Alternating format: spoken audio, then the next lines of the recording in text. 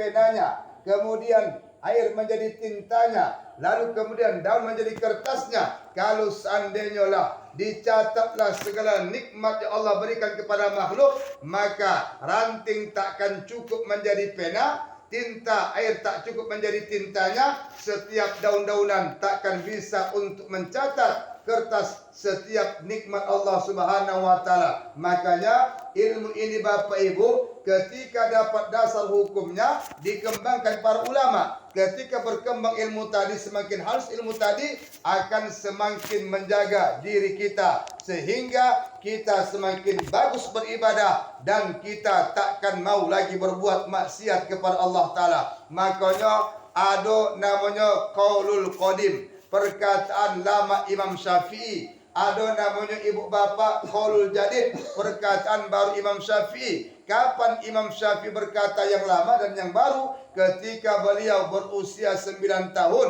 disuruh ibunya berangkat ke Basrah. Mengapai ke Basrah? Untuk berguru kepada ulama besar yang berada di kampung Basrah. Basrah itu nama provinsi, negerinya saat ini adalah Damaskus, ibu kotanya, negerinya bernama Irak. Maka pada saat itu lumbung ilmu itu Bapak Ibu berada cuma dua. Yang pertama di Irak, yang kedua di Mekah. Maka ketika Imam Syafi'i sudah tuntas mempelajari ilmu di Mekah, baru beliau berangkat menuju ke Irak sana pada usia 9 tahun. Berguru Imam Syafi'i dan ulama-ulama besar. Tiba-tiba ulama besar ini ketika menjadi guru muridnya Syafi'i, mereka heran. Kenapa Syafi'i orangnya hebat, utaknya luar biasa, dan kemudian setiap yang kami sampaikan yang kurang-kurang bisa Syafi'i memenuhinya. Alhasilnya Bapak Ibu, ulama-ulama Irak semuanya berguru kepada Imam Syafi'i pada usia 9 tahun.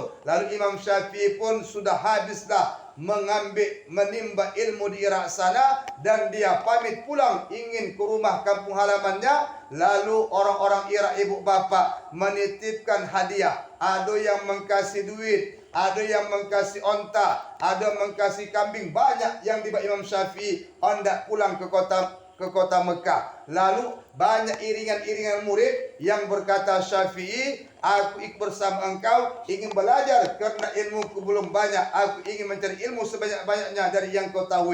Begitu Imam Syafi'i ibu bapa hendak sampailah ke Mekah.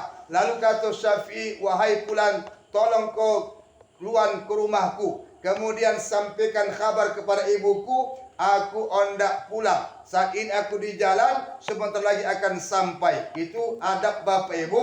Kalau kita sebagai anak merantau ingin pulang ke kampung halaman, sunnahnya dikasih tahu keluarga yang ditinggalkan. Jangan diam-diam. Kalau diam-diam hukumnya makruh. Sunnah dikasih kabar ini. Kenapa demikian? Itu bagian daripada ibadah. Lalu ketika datang utusan Syafi'i ke rumah ibu Syafi'i, disampaikanlah, wahai ibu Syafi'i, sesungguhnya anakmu sudah tuntas mencari ilmu di Irak sana. Bahkan dia menjadi ulama besar di sana. Banyak orang yang guru kepadanya. Saat ini anakmu di perjalanan, sebentar lagi akan sampai ke Mekah, ke rumah engkau. Lalu apa kata ibu Imam Syafi'i? Apa yang dibawa Imam Syafi'i? Dengan bangga utusan ini Bapak Ibu menceritakan, dia bawa harta yang banyak, onta yang banyak, uang yang banyak. Lalu kata Imam Syafi'i, jangan dia pulang kalau seandainya dia bawa harta yang banyak. Ketika dia pergi, dia tidak punya harta, yang kusuruh mencari ilmu agama, maka dia pulang ke rumah ini tak boleh bawa harta. Alhasilnya Bapak Ibu, Imam Syafi'i mengkasihkan semua harta bekal itu kepada setiap orang fakir